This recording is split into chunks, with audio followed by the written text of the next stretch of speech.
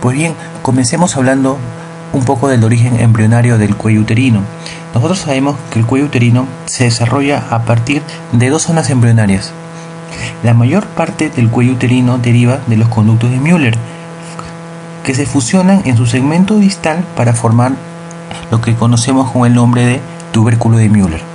Pues bien, ese tubérculo de Müller forma una oquedad, o un vacío en su parte central, recubierto de un epitelio monocapa cilíndrico con glándulas. Bien, luego aproximadamente acerca de la semana 16 del embarazo de la vía intrauterina, la placa urogenital se extiende hacia su parte superior. Perfecto, para fusionarse con el tubérculo de Müller, formando también una oquedad central y formar la vagina rudimentaria. Pero en este caso el epitelio ya no es cilíndrico plano, sino más bien va a ser un epitelio poliestratificado escamoso. Entonces es así como se forma una parte superior con un epitelio cilíndrico y una parte inferior con un epitelio escamoso poliestratificado. Hablar de cuello uterino es tener que conocer a profundidad, conocer muy bien lo que es la zona de unión endocervical, lo que conocemos, ¿no? La unión escamocolumnar, la zona en la cual el epitelio poliestratificado deja de ser plano estratificado para pasar a ser un epitelio cilíndrico simple, glandular. Esa zona en la cual se produce este proceso va a tener una ubicación primaria o nativa. Con el transcurrir de los años de la vida de la mujer, esta unión escamocolumnar va a cambiar, va a ser otra, debido ya sea a infecciones, ya sea a inflamaciones repetidas, al pH, a los cambios hormonales. Va a hacer que esta unión escamocolumnar migre hacia un lugar más interior del cuello del útero, y toda esa zona en la cual se va a limitar la unión endocervical nativa y la nueva unión endocervical, esa zona va a ser lo que nosotros conocemos como la zona de transformación. Y es importante conocer esta zona de transformación porque es a este nivel donde se van a comenzar a formar las lesiones precancerosas, las cuales conocemos con el nombre de metaplasia inmadura o displasias. Las displasias leves, displasias moderadas, displasias severas, carcinoma in situ, carcinoma invasor. Por lo que es importante conocer muy bien esta zona y los límites, ¿no? Entonces, bien, de todo este enredo de palabras, lo importante es, o que se graben ustedes, que conocemos como zona de transformación aquella zona ubicada entre la unión escamocolumnar nativa y la unión escamocolumnar nueva. Bien, eso igual vamos a ver imágenes más adelante sobre ello, con los cuales vamos a entender con mayor precisión. Bueno, aquí hay una imagen de la colposcopía, ZT, zona de transformación. Como vemos, en la parte superior hay una zona de transición que es la nativa, pero con el transcurrir de los años, los procesos infecciosos, los cambios del pH, el embarazo mismo hacen que esta zona migre y se interiorice, como se aprecia, baja. Toda esa zona limitada entre esas dos uniones escamocolumnares es lo que conocemos con el nombre de zona de transformación. Aquí otra imagen para que más o menos conozcan, vayan entendiendo esto. El ectocervix tiene un epitelio escamoso poliestratificado, grueso, resistente, mientras que el epitelio cilíndrico, el epitelio del endocervix cilíndrico, monocapa, glandular, menos resistente a los procesos hostiles, por lo que se va a producir un proceso fisiológico que conocemos como ectropio, en la cual este epitelio cilíndrico se exterioriza hacia el ectocervix, quedando expuesto a una zona hostil como es la zona de la cavidad vaginal. Entonces esta zona cilíndrica que está siendo expuesta a una zona lesiva, una zona hostil, va a sufrir inflamaciones, va a producir una serie de cambios y se va a producir a este nivel la metaplasia. ¿Qué es la metaplasia? La metaplasia es el cambio de una célula madura por otra célula distinta pero también madura, por lo cual no sería premaligno o no sería un cambio maligno, sino que debido a la exposición de un epitelio cilíndrico no preparado para una zona hostil, debido al ectropio, es reemplazado por un epitelio sí preparado para ese tipo de zonas hostiles, como es el epitelio escamoso plano poliestratificado. Y esa zona lo conocemos como zona de transformación. ¿Y qué es lo que va a favorecer que se forme esta zona de transformación? Pues bien, durante la vida, durante la pubertad, los estrógenos van a producir en el epitelio superficial del cérvix la producción o almacenamiento de gran cantidad de glucógeno. El glucógeno va a ser utilizado por los lactobacilos de Dodderlein, los cuales estos bacilos de Dodderlein van a transformar en glucógeno, van a producir ácido láctico, con lo cual se va a acidificar el pH. Y esta acidificación del pH del cérvix es el mayor estímulo para la formación de la zona de transformación. Entonces, la pregunta que les podrían hacer es: ¿cuál es el mayor estímulo para la formación de la zona de transición o la zona de transformación? Es el pH vaginal, debido al estímulo estrogénico. Bueno, aquí un corte histológico en el cual podemos apreciar cómo el epitelio del endocérvix cilíndrico plano con los núcleos basales cambia en esta unión, en la unión escamocolumnar, cambia a un epitelio poliestratificado, un epitelio escamoso plano. Bien, eso es la unión escamocolumnar de la cual les he estado comentando. Ahora hablemos de las patologías benignas y luego de las malignas.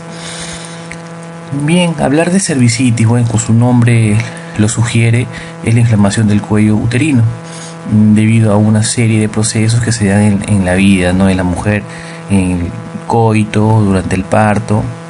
Bien, el ectropio, todos esos procesos van a producir inflamaciones repetitivas del cérvix, y cuando esto sucede, y aparte de ello hay otros factores que predisponentes, puede ser que estas inflamaciones a la larga puedan terminar en una displasia. Entonces, lo importante es saber que la cervicitis puede ser un factor predisponente para cáncer de cervix, ¿no?, o displasias severas. Clasificaciones. Bueno, ¿cómo se la clasificamos? En inespecíficas, que son las más frecuentes, y las específicas, ¿no?, gonococo, sífilis y cándida. Bueno, ahora, algo importante que tenemos que saber también, que las agresiones repetidas, como les estaba hablando, pueden producir metaplasia, ¿no?, una metaplasia inmadura que a la larga puede terminar en un proceso displásico severo. Es el ectropio. Se dan cuenta cómo el color varía, el color del ectocervix y del endocervix, por una sencilla razón: el epitelio ectocervical, como les mencioné, poliestratificado, grueso, no deja ver muy bien los vasos subyacentes del estroma. En cambio, el epitelio del endocervix es un epitelio más delgado, que muestra o deja ver los vasos subyacentes del estroma. Al ser solamente una monocapa, es más fácil su visualización, por lo cual a la colposcopía nos va a impresionar una imagen, un color rojo a diferencia del rosado pálido del ectocervix, en el endocervix se va a ver un color más rojizo, ¿no? Debido justamente a los que ya les comenté.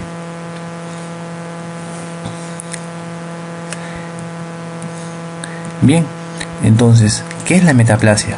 Como les había comentado, y es importante que eso quede grabado, la metaplasia es el proceso en el cual una célula madura se convierte en otra célula distinta, pero también con una maduración y diferenciación normal. Cuando este epitelio o esta célula cambia a otro tipo de célula, pero ya con una maduración o una diferenciación, no llegando a una diferenciación completa o formándose células inmaduras, eso ya no es un proceso normal, sino ya es un proceso que puede predisponernos a un proceso maligno. Entonces, la metaplasia ocurre de manera fisiológica cuando es una metaplasia madura. Células cambian llegan a diferenciarse y a madurar de manera completa. Es un proceso normal, y justo a este nivel en el cual nosotros vamos a encontrar lo que conocemos como los quistes de Nabot. Recordemos que en el endocervix esas células cilíndricas se invaginan en el estroma para dar la impresión, lo que nosotros conocemos como las glándulas endocervicales, y la obstrucción de estas glándulas endocervicales es lo que conocemos como el nombre de quistes de Nabot, que es algo normal, algo fisiológico que se encuentra en este proceso de metaplasia. De los pólipos cervicales, que es una prolongación pediculada del tejido endocervical. ¿Qué es lo que tenemos que saber de esto? Que es la tumoración del cuello uterino más frecuente. El síntoma más frecuente es el sangrado, ¿no? Está dentro de los diagnósticos diferenciales en las hemorragias uterinas anormales. Y bueno, el tratamiento es una extirpación por torsión, ¿no? Y siempre es importante la anatomía patológica, debido a que un pequeño porcentaje, del 1% aproximadamente, contienen zonas de carcinoma. Esto es lo que les mencionaban, los quistes de Nabot, que son algo que se encuentra con normalidad. Ahora hablemos ya de lo que es lo patológico, lo que no es lo normal.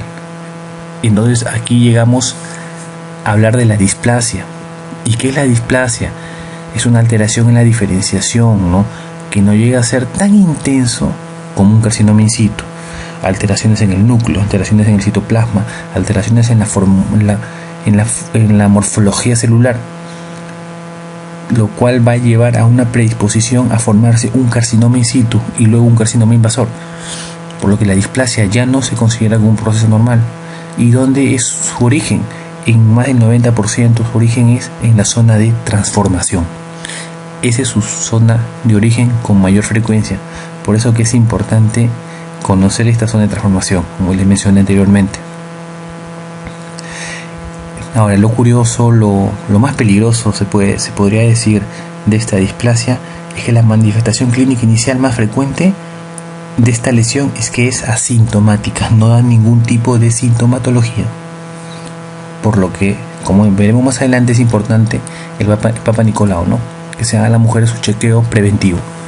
Bien, cuando hablamos de displasia o de lesión del cervix, no podemos dejar de hablar de este virus ADN, virus papiloma humano.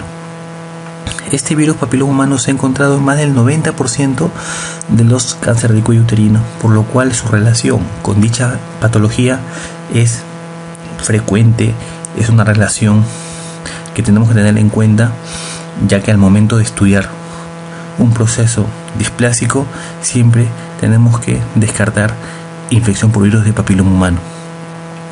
Este virus de papiloma humano contiene una zona genómica precoz y una zona genómica tardía. La zona genómica precoz contiene unas proteínas, sobre todo la proteína E16, la proteína E6, la proteína E7. Es la proteína E6 y E7 la que le dan este potencial de malignidad, porque este virus de papiloma humano tiene, en base a esas proteínas, tiene la capacidad de suprimir al gen supresor tumoral, el P53. Asimismo, incrementar la zona de transformación. ¿Y por qué es en la zona de transformación donde encontramos la mayor cantidad de virus papiloma humano? La respuesta es simple. El epitelio del exocervix, el poliestratificado escamoso, es una zona gruesa, difícil de penetración para el virus papiloma humano, a diferencia de la zona metaplásica, que es un epitelio más delgado, en la cual para el virus papiloma humano es mucho más fácil ingresar. En cuanto a los serotipos, esto es lo que tenemos que saber de memoria. ¿Quiénes son los que producen el cáncer de cervix? En más del 72%, porque no es solamente el 16 y 18. Hay otros serotipos que te producen cáncer de cervix, pero lo más frecuente es el 16 y 18 en el 72% de los casos. Los que producen el condiloma acuminado o las verrugas carnosas de color rosado que apreciamos en la vulva, en la vagina, canal vaginal, en el cervix, eso lo produce el 6 y 11. 6 y 11, condiloma acuminado. 16 y 18, cáncer de cervix. ¿Ok? Nunca se olviden de eso, porque eso es pregunta casi como algo normado. Siempre viene con mucha frecuencia, por lo que no se puede fallar en responder esa pregunta que ya es muy conocida. Algo que se puede mencionar también, ya que estamos hablando del condiloma acuminado, cuando en el caso de las gestantes se aprecian estas lesiones verrucosas en el canal vaginal o en la vulva, con mucho mayor frecuencia en la vulva, uno pensaría que el parto tiene que terminar en cesárea. Pues no es tanto así, ya que el consenso y los protocolos son claros al mencionar que solamente el condiloma acuminado en una gestante es indicación necesaria cuando obstruye totalmente el canal del parto, el canal vaginal. De lo contrario, la mejor vía del parto es la vaginal, siempre con un pequeño riesgo muy bajo de que el recién nacido pueda formar papilomatosis laríngea, ¿no? Proceso benigno, pero que el bebito podría contraer al momento del descenso por el canal del parto. Aunque entonces ustedes dirían, pero si esto produce el parto vaginal en condiloma, ¿por qué se le da parto vaginal y por qué solamente se espera que obstruya totalmente el canal del parto? ¿Por qué? Porque se ha demostrado que en partos por cesárea también han nacido bebitos con papilomatosis laríngea. Por lo tanto, no es indicación de cesárea, a no ser que obstruya el canal vaginal.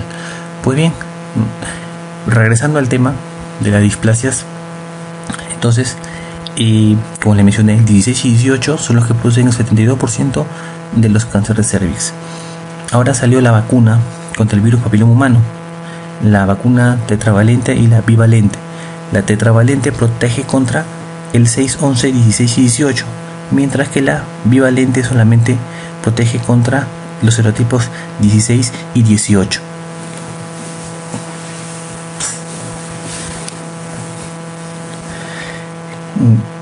Bueno,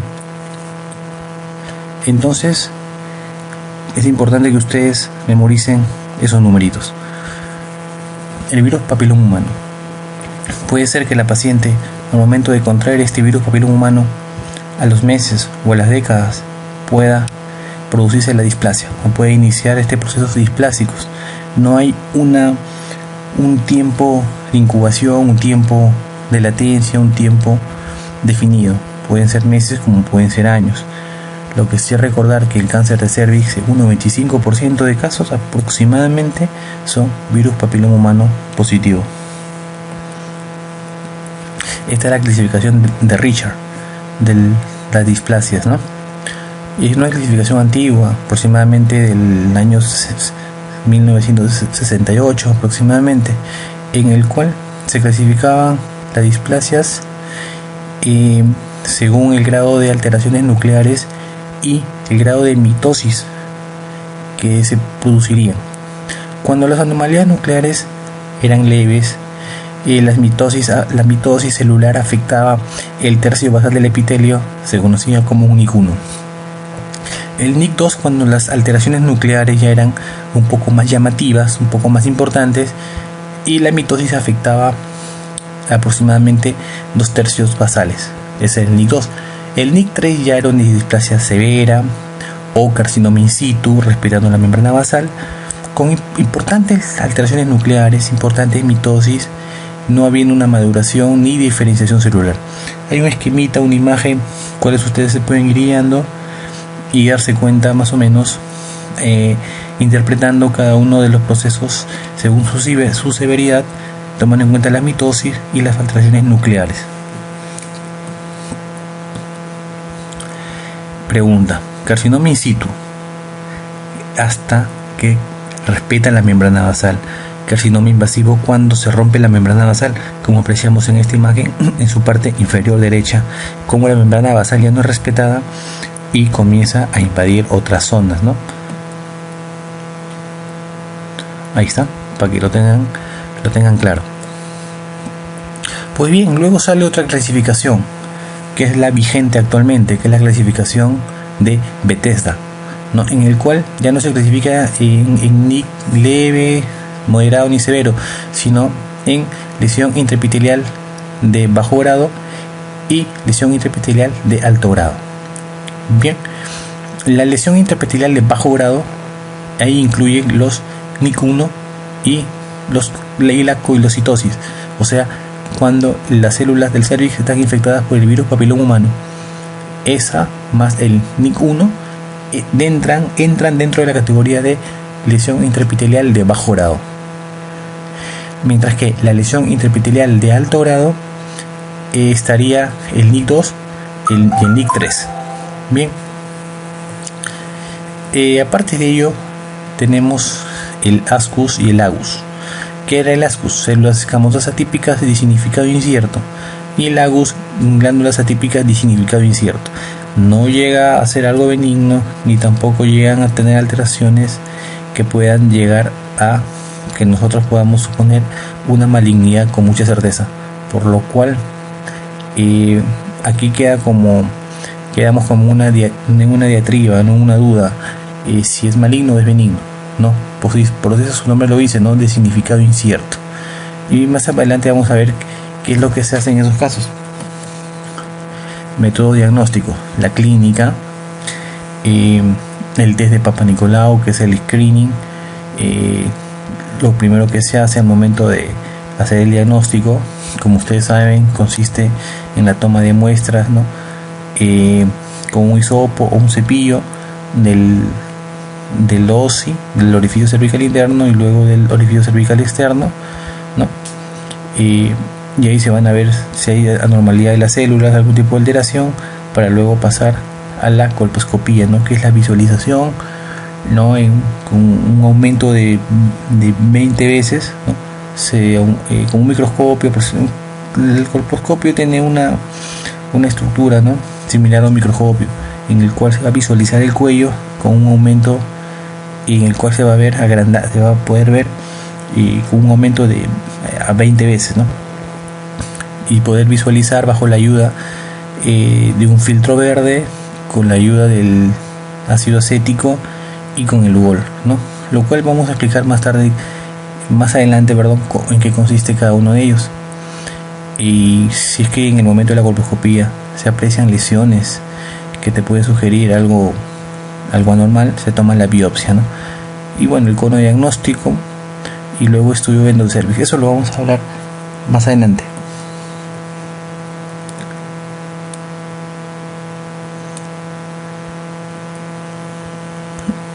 Aquí tenemos una imagen a la colposcopía, ¿no? Cómo se ve el cuello, uterino.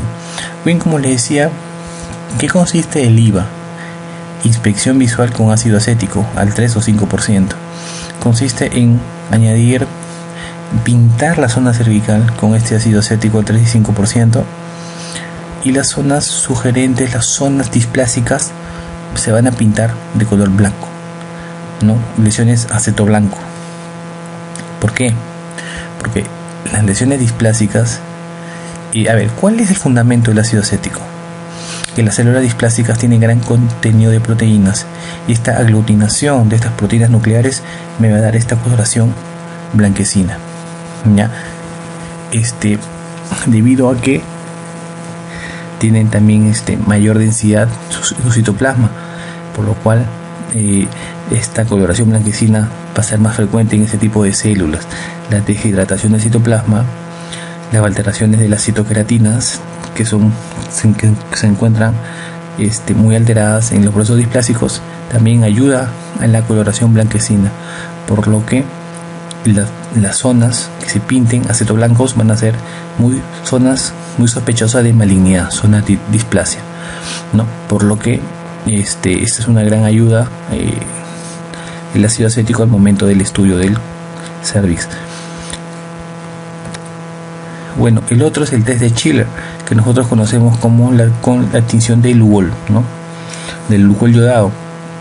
Las zonas que no se pintan con Lugol también vendrían a ser zonas con sospecha de malignidad, ¿no? Zonas sospecha de malignidad. El epitelio cilíndrico y yodo negativo, recuerden. Y mientras que el epitelio escamoso sí tendría que pintarse de color azul a la tinción con Lugol. Ahora, ¿por qué? Recordemos, como ya hemos mencionado, el epitelio escamoso poliestratificado por acción del estrógeno contiene gran cantidad de glucógeno. Este glucógeno capta el Lugol, por lo que al captar el Lugol, las zonas normales, las zonas sin atipias, sin lesiones precancerosas, se van a pintar muy bien con color azul, mientras que las zonas sospechosas de malignidad o las zonas displásicas, por la mitosis, la gran cantidad de mitosis y las alteraciones nucleares, no van a contener glucógeno o no van a contener glucógeno en la cantidad debida, por lo que no van a teñirse cuando al momento de colorearlas con Lugol. Entonces, las lesiones acetoblancas más las lesiones yodo negativas, esas zonas son sospechosas de displasia y son zonas que deberían biopsiarse, ¿no?, al momento de la colposcopía. Aquí en esta imagen apreciamos en el labio anterior, ¿no?, una lesión que no capta yodo. Estamos en el ectocervix, ¿no? Es una lesión que no capta yodo. Es un color medio amarillo, ¿no?, más o menos a nivel de la unión escamocolumnar. Entonces esa zona también es una zona de sospechosa, ¿no?, de displasia. Aquí otra zona, casi en todo su contorno, ¿no? Casi en todo su contorno, en los 4 cuadrantes, esa zona no capta el Lugol, ¿no?, por lo que también es sospechosa de displasia. Bueno, aquí ya no solamente vemos una zona que no capta Lugol, sino también una zona con unas lesiones exofíticas, ¿no?, bastante irregulares, nodulares, ¿no?, que afecta a todos los cuadrantes, ¿no?, del OCE. Ya esto, inclusive obliterándolo, esto ya es un carcinoma, ¿no? Esto ya es un proceso ya de carcinoma. Bien, otra imagen, labio anterior no capta el Lugol, ¿no? La inspección visual del ácido acético, igualito, como apreciamos ahí, ¿no? En el labio anterior y labio posterior, zonas acetoblancas, ¿no?, que no captan el ácido acético, tan muy sugerentes de malignidad. Entonces, con lo que tienen que quedarse ustedes básicamente es lesiones acetoblancas, lesiones yodo negativas, ¿no?, a la colposcopía sospechosas de malignidad, ¿no? Resuman todo lo que les dije en esos conceptos que son básicos, elementales. Ahora, también les había mencionado del filtro verde. ¿Qué era el filtro verde? Eso se utiliza bastante en ginecología, en lo que es colposcopía, para poder visualizar los neovasos o la neoformación vascular. Es ahí también que tenemos que hablar de lo que son los mosaicos. ¿Qué son los mosaicos? Son la visualización de los vasos del epitelio glandular que se encuentran comprimidos por la abundante mitosis, ¿no?, de las células displásicas, que le van a dar esta forma de punteado, ¿no?, un punteado alrededor de una zona displásica. Eso es lo que nosotros conocemos con el nombre de mosaico, ¿no?, y que son zonas también sospechosas de displasia. Con una imagen más o menos como es que nosotros realizamos un Papa Nicolau, ¿no?, tomando muestra, como vemos ahí, con un cepillito de la zona más interna y de la zona externa también, ¿no?, con una espátula, con otro tipo de instrumento, para poder obtener una buena muestra, ¿no? El tratamiento. Bien, ¿cómo es el tratamiento? Perfecto. En el caso de un ascus, un agus, o sea, lesiones de significado incierto, se le toma el test del VPH, ¿no? Del PVH, del virus papiloma humano. Es importante saber si estas lesiones tienen el virus papiloma humano y qué tipo de métodos, qué tipo de exámenes tenemos para poder captar la presencia o no del virus papiloma humano. Pues tenemos la captación híbrida, que es el que te da mayor sensibilidad y especificidad. Tenemos la reacción en cadena de la polimerasa y tenemos la hibridación in situ, ¿no? Esos tres exámenes están vigentes para poder nosotros captar la presencia del virus papiloma humano. Entonces, si en una lesión de ascus o agus son virus papiloma humano, debería un seguimiento aproximadamente 3 meses, ¿no? Hacer un seguimiento de 3 meses para ver que no vaya a producirse un proceso displásico a ese nivel, ¿no? En el caso de los NIC o en el caso de los LIES de bajo grado, en el caso de los NIC1, ¿qué es lo que se hace? Observación, nada más, observación y seguimiento en 3 meses y luego en 6 meses. Pero sin embargo, si es que se quiere hacer un tratamiento, puede hacerse una electrocoagulación o una criocirugía, ¿no? O un láser.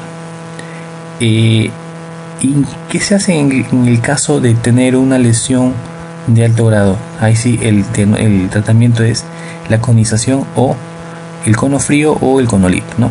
Podría realizarse. O también la histerectomía convencional, ¿no? Eso dependiendo de los deseos genésicos de la mujer. Pero recuerdo, en el caso del LIE de bajo grado, observación, o de lo contrario, coagulación con láser, ¿no? O criocirugía. En el caso de los LIE de alto grado, que lo que se hace es la conización, ¿no? Cono frío, también puede hacerse conolip, dependiendo de la extensión de la lesión. Carcinoma invasor de cuello. Ahora pasamos a hablar ya cuando estos procesos displásicos ya avanzan a un proceso ya de carcinoma invasor, ¿no? Cuando se rompe la membrana basal. Bueno, sabemos que es una de las patologías más frecuentes en la mujer, ¿no? Junto con el cáncer de mama, por lo cual su screening o su diagnóstico precoz es muy necesario. ¿Qué factores de riesgo es importante conocer? Esto recuerden que también es frecuente en las preguntas, ¿no? En los exámenes, factores de riesgo, ¿no? Para cáncer de mama, cáncer de endometrio, cáncer de ovario, siempre nos preguntan, ¿no? ¿Cuáles son los factores de riesgo? Por ahí, en el cáncer de cervix, nunca olvidar las conductas sexuales. ¿Por qué? Porque mientras más compañeros sexuales tiene una mujer, es mayor la probabilidad de infectarse del virus papiloma humano. Aparte, también estudios demuestran también la relación que hay entre herpes tipo 2, ¿no? El tricomona, la clamidia trachomatis, ¿no? Relacionado al cáncer de cervix. Y recuerda que dijimos también las cervicitis repetidas, ¿no? A repetición, todo ello también debido a una conducta sexual ligera podría a la larga también producir este tipo de enfermedad, ¿no? Del carcinoma de cervix. La multiparidad es algo que yo siempre le menciono. La multiparidad siempre es factor de riesgo para todo, para parto podálico, para distosia de hombros, para toda patología obstétrica o ginecológica. La multiparidad es un factor de riesgo, excepto para el cáncer de ovario, ¿no? En el caso del cáncer de ovario, más bien es un factor protector, pero casi en todo lo demás, la multiparidad es un factor de riesgo bastante conocido. La baja condición socioeconómica, debido a los bajos recursos, la baja accesibilidad a exámenes de screening precoces, también llevarían a estas personas ser más proclives, ¿no? A padecer cáncer de cervix, ¿no? Bajo nivel educativo, casi por el mismo mecanismo que la baja condición socioeconómica, podrían llevar también a predisponer al cáncer de cervix, ¿no? El tabaco siempre factor de riesgo, ¿no?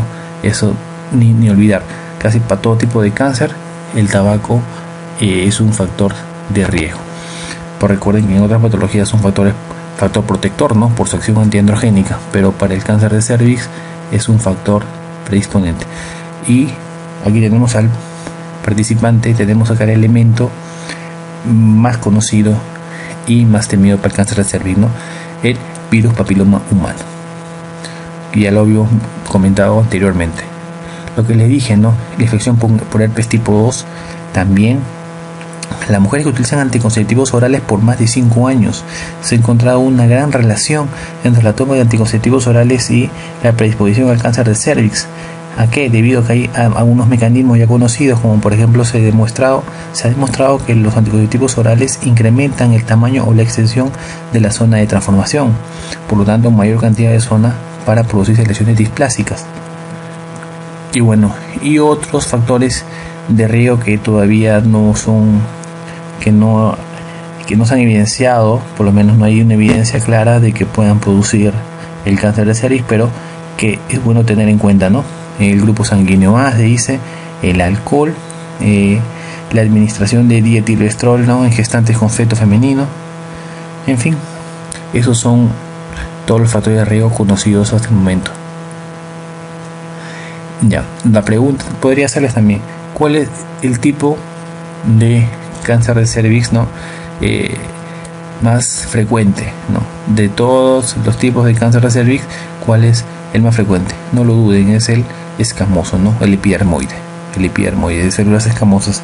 Ese es el más frecuente cuando hablamos de cáncer de cervix, en aproximadamente el 90% de los casos. Entonces, eso es lo que tienen que saber de memoria. Cáncer de cervix, células escamosas, ¿no? Epidermoide, ¿no? Eso algo que tenemos que tener en nuestra mente, igual como virus papiloma 16 y 18, ¿no? Y lo que predispone más al cáncer de cervix, células escamosas, es el tipo, ¿no?, histológico más frecuente al momento de hablar de cáncer de cervix. La clínica, la metrorragia, el famoso sangrado en lavado de carne, ¿no?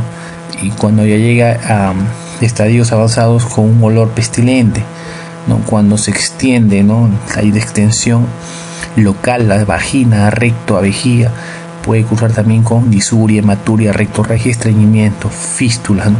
Más adelante vamos a ver el estadiaje, ¿no?, el estadiaje clínico del cáncer de cervix. Bueno, acá otra lesiones, vemos ahí lesiones en mosaico, lesiones acetoblancas. ¿Cómo se disemina el cáncer de cervix?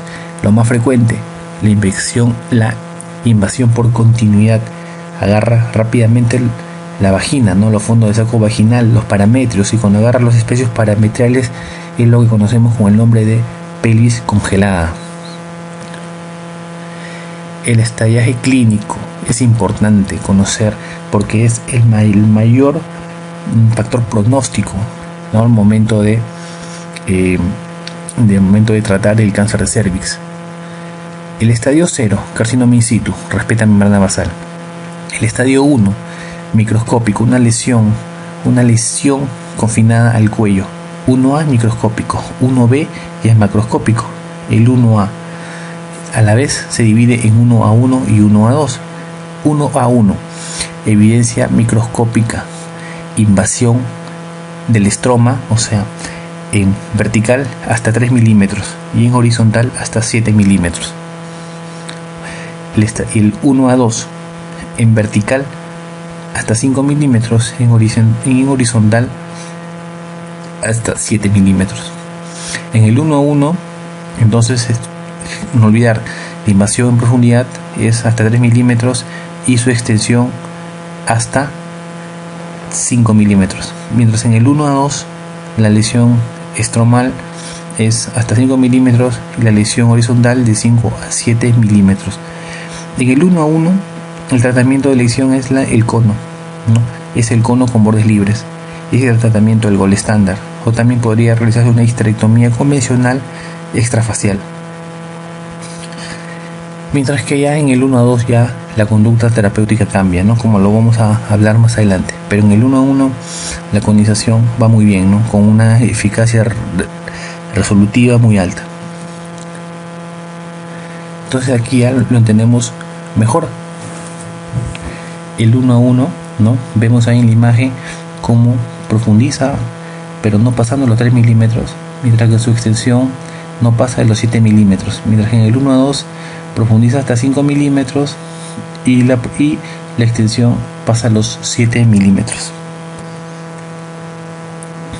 Aquí otra imagen del estadio 1A1. Recuerden, aquí el tratamiento de elección es el cono. En el 1A2 hasta 7 milímetros superficial, mayor de 7 milímetros, mientras que en estromal, invasión estromal, 5 milímetros. En el 1B la lesión ya es macroscópica, ya es visible macroscópicamente, ¿no? 1B1 menor de 4 centímetros y 1B2 mayor de 4 centímetros, ¿no? Pero todo confinado al cervix, Aquí el tratamiento viene a ser la histerectomía convencional o la histerectomía radical de Wertheim, o sea, la tipo 2, o la histerectomía radical de Meigs, o la tipo 3, ¿no? Hay una clasificación de Piver de los tipos de histerectomías radicales de acuerdo al estadio clínico del cáncer de cervix. En el estadio 2 se extiende más allá del cervix, pero no llega a pared pélvica lateral ni a tercio inferior de la vagina. En el 2A llega a tercio superior de la vagina, ¿ok? En el 2A llega a tercio superior de la vagina, y a su vez el 2A se clasifica en 2A1 y en 2A2. 2A1 cuando es menos de 4 centímetros y 2A2 cuando es mayor a 4 centímetros. Estadio 2B. En el estadio 2B ya afectan los parámetros, ¿no? Ya hay afección de los ligamentos, ¿no? Parametrales. Ahora, el estadio 3. El estadio 3A, cuando ya toma el tercio inferior de vagina. El estadio 3B, pared pélvica con hidronefrosis. El estadio 4, también la clasificamos en 4A y 4B. Mucosa, con el 4A cuando agarra mucosa vesical, mucosa rectal. Y la 4B, metástasis a distancia, ¿no? Ya en estos estadios el tratamiento ya de elección viene a ser la quimioterapia, ¿no? O la radioterapia. Aquí una imagen de un estadio 3A, ¿no? Viendo cómo agarra el tercio inferior, ya el tercio inferior de la vagina, ¿no?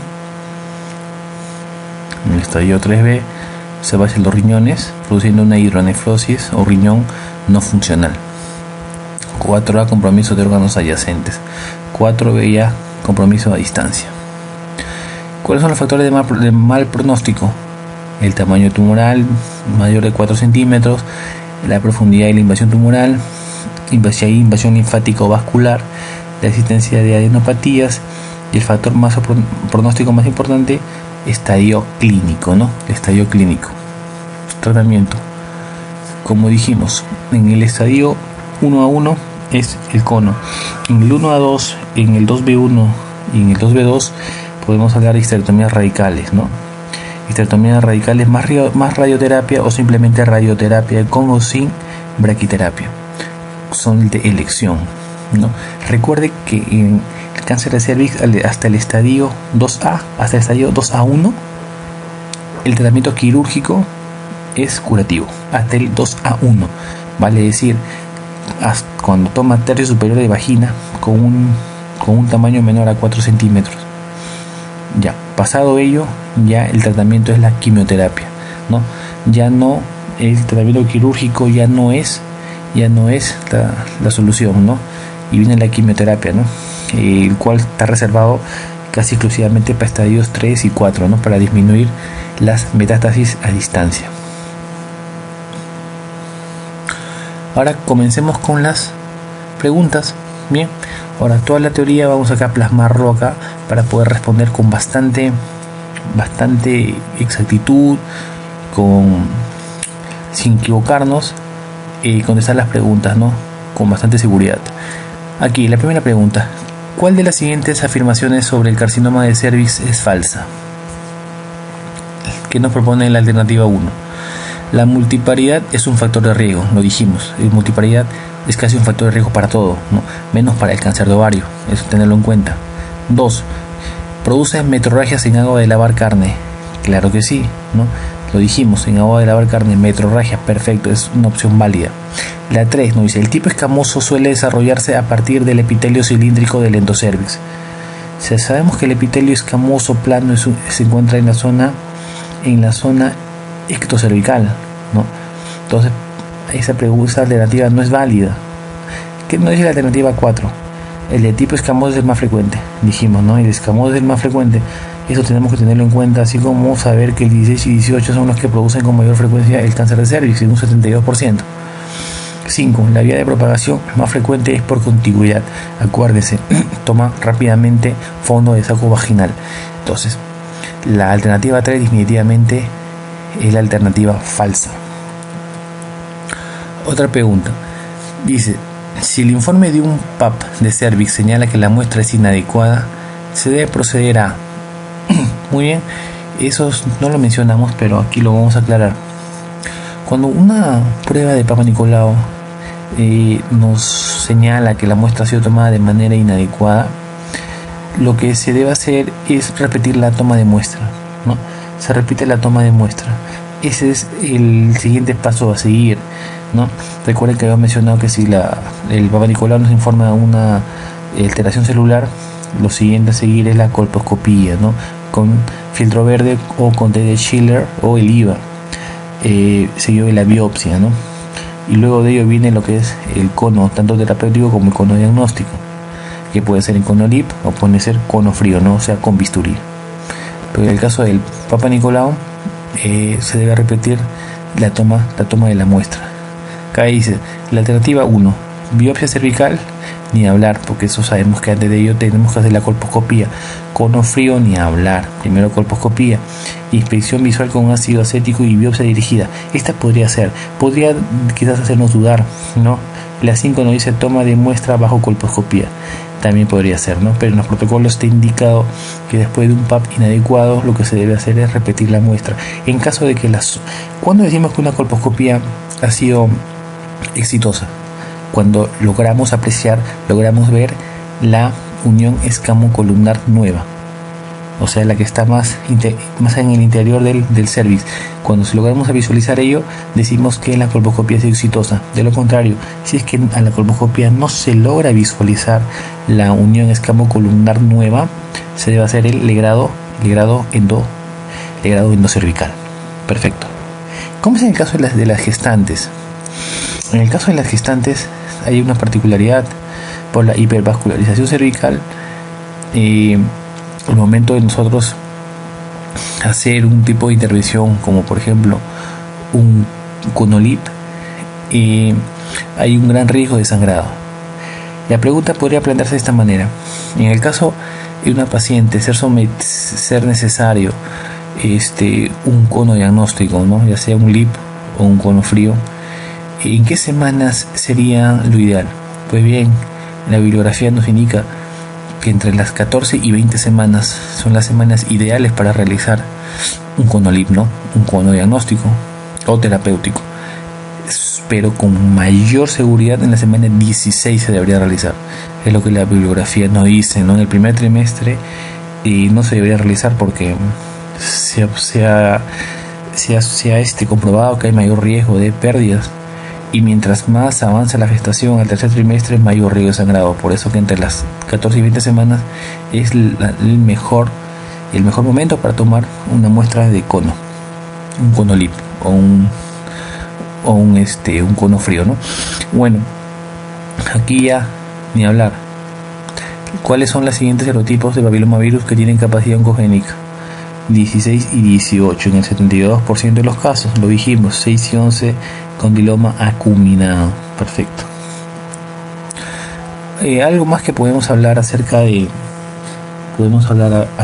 lo que es las vacunas del virus papiloma humano, que se puede poner entre los 13 y hasta los 26 años, ¿no? Y esas son las edades en las cuales se podría aplicar la vacuna. También puede hacer pregunta de examen. Bueno, aquí nos plantea un caso clínico, ¿no? Gestante de 36 años, gesta 4 para 3003, o sea, una paciente que actualmente está gestando, que ha tenido 3 partos a términos, que actualmente esos 3 productos están vivos, tiene 20 semanas por última regla, dice, y altura uterina. El Papa Nicolau nos informó de una lesión intraepitelial al dorado. La colposcopía satisfactoria. ¿Por qué sigue satisfactoria? Porque seguramente se ha llegado a observar la unión escamocolumnar nueva, muestra epitelio seto blanco y mosaico en el rayo 12. ¿Cuál es el paso más apropiado a seguir? Dijimos, luego el Papa Nicolau, la colposcopía, ¿no? Si a la colposcopía se le ven lesiones, hay que biopsiar, ¿verdad? Hay que biopsiar. Pero en este caso también está dentro de las alternativas la conización con asa de alambre. Entonces nosotros preguntaríamos cuál es el paso más apropiado. Si la lesión, el epitelio citoblanco y mosaico está localizada, no es tan extensa, no está en varios puntos, sino es una lesión localizada, en este caso nos muestra en el radio de las 12, ¿no? Se muestra, y aparte es un LIE de alto grado. En este caso el cono es diagnóstico y terapéutico. En este caso lo que se debe hacer es la conización. ¿Por qué? Porque ya estamos hablando de una lesión intraepitelial de alto grado. Dijimos que los LIE de alto grado lo que se debe hacer es el cono, ¿no? Cono LIR, cono frío, es lo que se tiene que hacer. En este caso la lesión está localizada en radio de las 12. Pues aquí el siguiente paso a seguir es la conización, ¿no? Eso ni hablar. La conización es la respuesta aquí más adecuada. ¿Cuál es el paso a seguir en una paciente de 37 años, gesta 4 para 4004 con resultado de PAP-NIC3? PAP-NIC3, ¿de qué estamos hablando? PAP-NIC3 estamos hablando de una lesión de alto grado, ¿no? Una lesión de alto grado. La alternativa primera nos dice repetir el PAP, ¿no? Se repetiría el PAP en caso de que dijeran que la muestra es inadecuada. Aquí en ningún momento nos dicen eso, que dicen el PAP nos arroja NIC3. Dar tratamiento con metronidazol de repetir PAP, ni hablar. Conización. El siguiente, dijimos que en un LIE de alto grado el tratamiento es el cono, ¿no? El conización. Esta sería una clave bastante apropiada. Luego nos plantean la colposcopía. Y histerectomía radical. Unos dirían, pero doctor, si dice NIC3 LIE de alto grado, entonces hay que hacerle cono. Yo diría, pero para hacer cono primero hay que hacer una colposcopía, porque hay que hacerle el test de Schiller, el IVA, localizar dónde se encuentra exactamente la lesión para poder hacer el cono. De lo contrario no puedes hacer el cono, a diferencia de la anterior pregunta en el cual era una colposcopía con lesión aceto blanco, con lesión localizada a radio 12. Entonces ahí sí se podría hacer el cono, pero en este caso no sabemos en qué parte está localizado el cuello, de dónde se va a hacer el cono. Aquí el paso más adecuado es la colposcopía. De las siguientes posibilidades, ¿cuál de ellas no es un factor de riesgo del desarrollo del cáncer de cuello uterino? Infección por virus papiloma humano. 95% de los casos de cáncer de cuello está presente el virus papiloma humano. Inicio precoz de relaciones sexuales. Las relaciones sexuales dijimos que está de cajón dentro de lo que es factores de riesgo para cáncer de cuello. La inmunosupresión. La inmunosupresión casi siempre está frecuente en gran cantidad de los procesos de carcinoma. La promiscuidad sexual, obviamente que sí, ¿no? Mayor riesgo de infección de tricomona, herpes 2, mayor riesgo de infección de el virus papiloma humano. La inserción de IDU no está como factor de riesgo, más sí factor de riesgo para otro tipo de problemas como las EPIs, pero no como cáncer de cuello uterino, ¿no? Las demás sí son. Bien, aquí una pregunta para estallido clínico, ¿no? Paciente que se realizó un cono frío, cuya anatomía patológica reporta carcinoma epidermoide, ¿no? Que es el más frecuente, invasor con menos de 5 milímetros de profundidad en el estroma. 1A, dijimos, ¿no? El 1A es microscópico, ¿no? Estamos hablando aquí de un microscópico, pero 1B ya es macroscópico mayor de, ya en el cual se puede visualizar, ¿no? 1B1 menor de 4 centímetros, 1B2 mayor de 4 centímetros. Entonces, 1A, dijimos que el 1A1, invasión del estroma, o sea, en profundidad hasta 3 milímetros. El 1A2 de 3 a 5 milímetros, ¿no? Entonces ese estaría dentro de un estadio 1A2, ¿no? Porque hay de 3 a 5 milímetros y aquí dicen menos de 5 milímetros, ¿no? Sería un 1A2, ¿no? Y aquí el tratamiento ya no sería tanto el cono. Aquí hacen el 1A2, tratamiento sería, ¿no? Podría ser una histerectomía extrafacial, ¿no? Una histerectomía extrafacial, ¿no? Una radical. tipo 2, ¿no? Más radioterapia o solamente radioterapia, ¿no? Con o sin braquiterapia. Ambos tratamientos han demostrado una eficacia similar, ¿no? Por lo cual cualquiera de las dos podría hacerse. Mientras que en el 2A1, tratamiento de elección en la histerectomía radical tipo 3, ¿no? La de Wartain, la de Meix, en el cual ya se toman ya los ligamentos desde sus orígenes, ¿no? Se saca la mitad de la vagina, la mitad superior de la vagina. Eso ya en la clasificación de Pybar se especifica muy bien, pero para motivos de examen es suficiente con lo que les estoy mencionando. Otro caso clínico. Una mujer de 49 años de edad se le realiza un PAP y el resultado se informa como una neoplasia intracervical 3, una lesión de alto grado. Usted indicaría el siguiente procedimiento: después del PAP, colposcopía y biopsia dirigida, ni hablar. Conofrío diagnóstico, olvídense de eso. Primero colposcopía con test de Schiller, filtro verde y LIVA, ¿no? Inspección visual de ácido acético. Luego de eso, si que la lesión tiene bordes libres, se puede hacer un cono frío. Si la lesión está muy diseminada, es muy irregular, podría ser un cono frío, no sea con bisturí. En este caso, colposcopía y biopsia dirigida, ¿no? ¿Qué es la metaplasia escamosa? Dijimos el cambio de un epitelio maduro por otro epitelio diferente, pero también con una maduración y diferenciación normal, ¿no? En este caso, el epitelio cilíndrico simple glandular es reemplazado por un epitelio escamoso, ¿no? La clave A es la respuesta. Aquí, estadiaje clínico, ¿no? Paciente de 40 años que viene con sangrado postcoital desde hace 2 semanas. Al examen pélvico, cervix ulcerado, hipertrófico, sangrante, poco móvil, cuerpo uterino 6 centímetros, anexos no palpables al tracto rectal, útero duro con parametrios tomados en sus 2/3 internos. El diagnóstico clínico es, cuando hablamos de parametrios tomados, ¿de qué estamos hablando? Parametrios tomados, y estamos hablando de un estadio. Repasemos nuevamente: 1A1 microscópico, 1B macroscópico.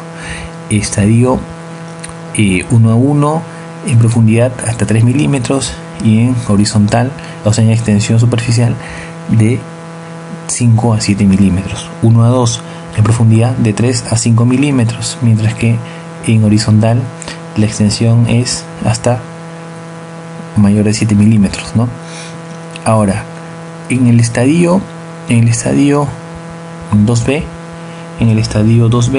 tenemos el 1B, el 1B1, una lesión ya macroscópicamente evidente, menor de 4 centímetros, y 1B2 mayor de 4 centímetros.